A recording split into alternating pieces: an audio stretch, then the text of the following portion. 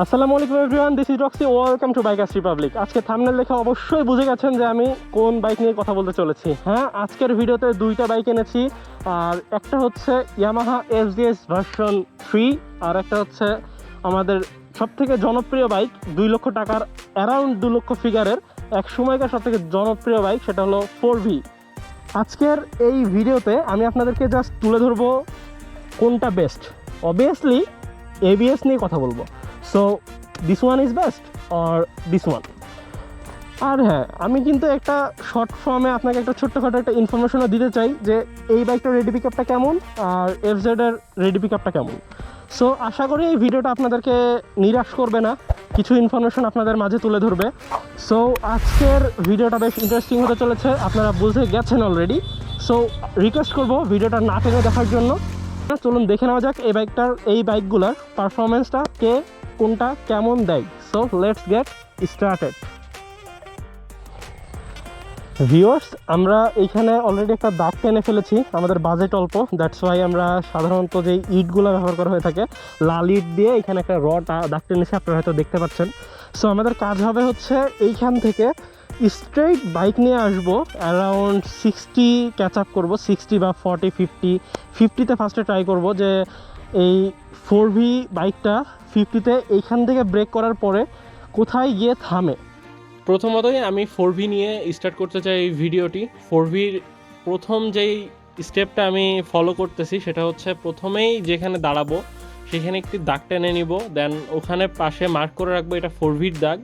দেন 4V নিয়ে আমি আরেকবারও test করব, মানে 4V নিয়ে 2বার টেস্ট করব, ভার্সন 3 নিয়ে 2বার টেস্ট করব।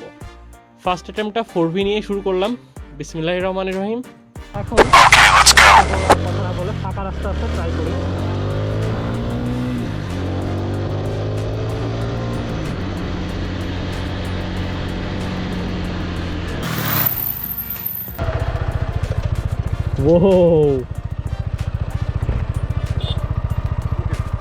এখানে একটা দাগ দাও। ফার্স্ট অ্যাটেম্প ডান, এবার আমরা সেকেন্ড অ্যাটেম্প নিয়ে কাজ করব। সো দেখি এবার রেজাল্টটা কি দাঁড়াই, দেন আপনাদের সাথে খোলামেলা কথা হবে।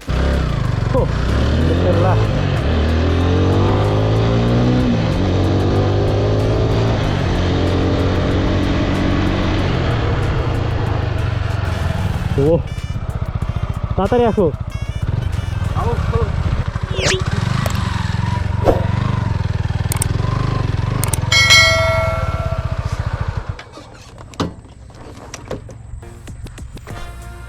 এবার আমি ট্রাই করতে চাই ভার্সন 3 নিয়ে, আসলে এটার পারফর্মটা কেমন হয় দেখা যাক। লং ডিস্টেন্স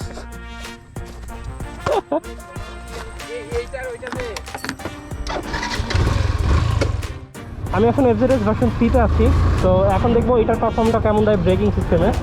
আর আমি এটার উপর বেশি কনফিডেন্স 4V থেকে, কারণ আমি এটা এর আগে অনেক বেশি রাইড করেছি, আমার পার্সোনালি ছিল। সো এই বাইকটার রেডি পিক আপটা একটু কম হইলেও ব্রেকিং নিয়ে আই থিঙ্ক যে কোনো গাড়িকে বিট করতে পারবে। বাট আমি জানি না বর্তমানে কি হবে, দেখা যাক পারফর্মটা আসলেই কেমন দেয়।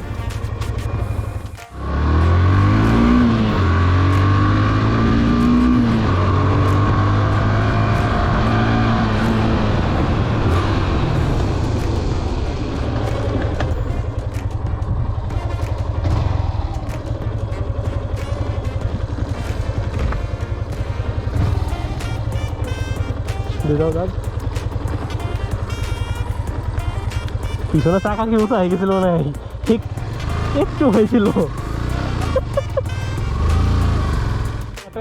এটা সেকেন্ড অ্যাটেম্প, সো দেখা যাক পারফর্ম কেমন হয়।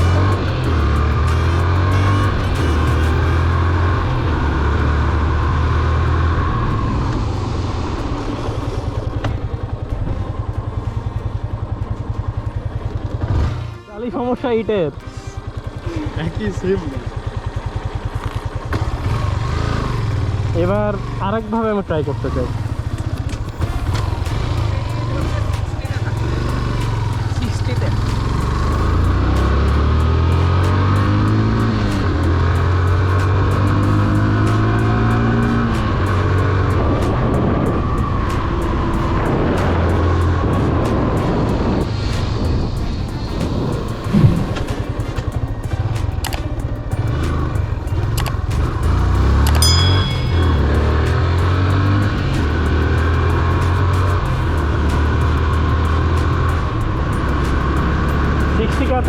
করেছি।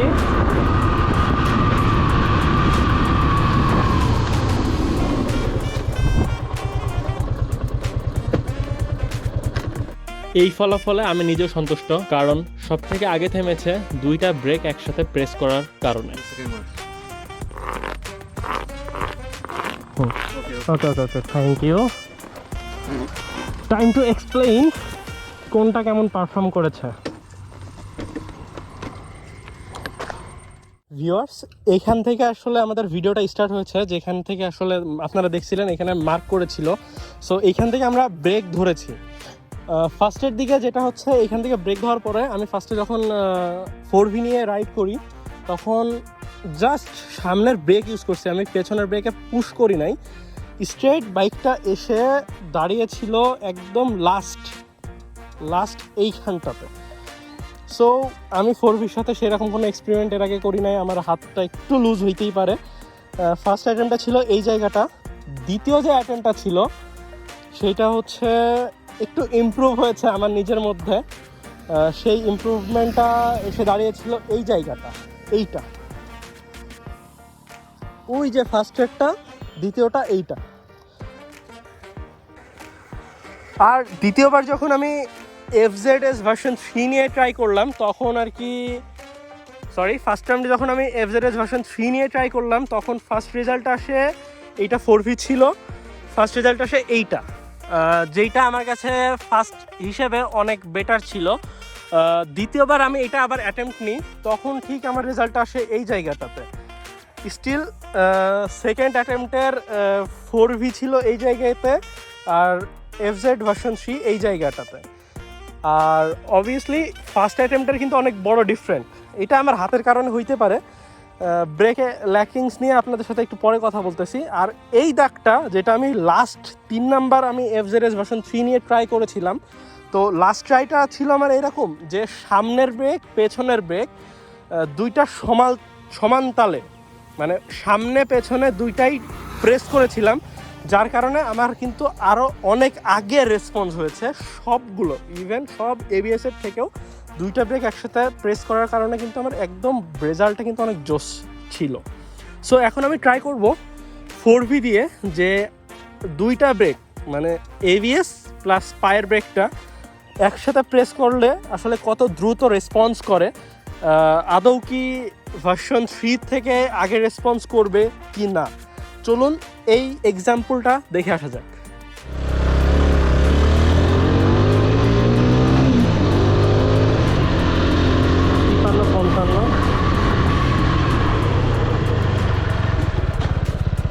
সেম জায়গা,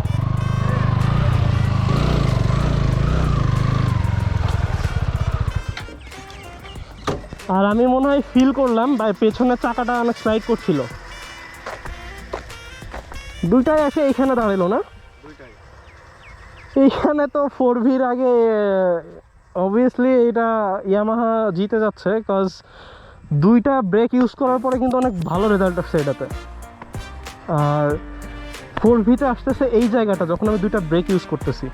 সো বিগ ডিফারেন্ট কিন্তু এইটা আসতেছে যখন আমি দুইটা ব্রেক ইউজ করতেছি। বাট ABS-এর ক্ষেত্রে 19-20 ABS, জাস্ট ABS-টার যদি আমি কম্পেয়ার করি দুইটা বাইকের, 4V আর ভার্সন 3-র ABS-টা 19-20, পার্থক্য হয়তো বুঝতেই পারতেছেন, 19-20 ছোটোখাটো একদম পার্থক্য। আর হ্যাঁ, আপনারা যারা ভালো রাইড করেন তাদের কাছে আরও বেটার পারফর্ম হইতে পারে, কিন্তু আপনাদেরকে আমি বলে দিই আমার হাত যদি খারাপও হয়ে থাকে, সো আমার এই খারাপ হাত দিয়েই আমি এই বাইকটি চালিয়েছি, আমার ওই খারাপ হাত দিয়ে আমি ওই বাইকটি চালিয়েছি, সো আমার রেজাল্ট কিন্তু সিমিলার হবে।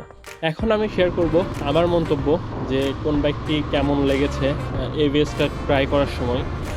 প্রথমতই বলে দিই, ইয়ামাহা ইজ ইয়ামাহা, বাট আপনার যদি কোনো বাইক পছন্দ হয়ে থাকে, সাপোজ আপনার যদি 4V পছন্দ হয়ে থাকে, তাহলে আমি বলবো যে আপনি চোখ কান বুঝে 4V ক্রয় করে ফেলুন, কারণ আপনার পছন্দ সব থেকে আগে। আর আপনি যদি মনে করেন যে আপনি বাইক কেনার সময় একটু ভেবেচিন্তে বাইক কিনবেন, কোন বাইকটা আপনার জন্য প্রয়োজন বা কোন বাইকটা থেকে আপনি বেনিফিট বেশি পাবেন, তাহলে আপনি একটু ভেবেচিন্তে বাইকটা ক্রয় করাটাই বেটার। এখন আমি ভিডিওতে ব্যাক করি। আমি বলতে চাচ্ছিলাম যে 4V আসলে ABS-টা খুব বেশি ডিফারেন্ট আমি পাই নাই 4Vর মধ্যে বা ইয়ামাহার মধ্যে, বাট অবভিয়াসলি ইয়ামাহা বেস্ট এবিএসের দিক থেকে। 19-20 হইলেও কিন্তু ইয়ামাহা বেস্ট। বাট যখন আমি ট্রাই করলাম পেছনে সামনে দুইটা ব্রেক একসাথে প্রেস করে থামার জন্য, তখন কিন্তু আমি একবার নোটিস করেছিলাম যে পেছনের চাকা কিন্তু স্লাইড করতেছে 4Vতে, বাট অতটাও ফিল পাই নাই FZS ভার্সন 3তে যে স্লাইড করার একটা ইস্যু পাওয়া যাচ্ছে কি যাচ্ছে না। জাস্ট আমি আপনাদেরকে বলতে চাই, যারা বাইক ক্রয় করতে চান তারা একটু ভেবে চিন্তে বাইক ক্রয় করুন। আপনি কী চাচ্ছেন, কী ফিডব্যাক চাচ্ছেন একটা বাইক থেকে, সো সেইভাবে একটা ডিসিশন নিয়ে একটি বাইক ক্রয় করতে পারেন।